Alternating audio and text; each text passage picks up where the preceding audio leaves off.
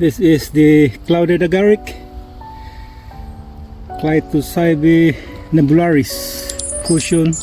It is edible, but I think 20% of all those who eat get gastric upset.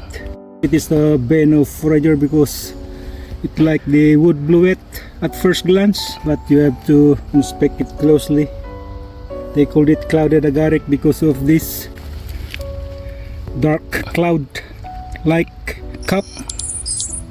It started concave, then it will become like a funnel shape in mature specimen, the Clytocybe nebularis.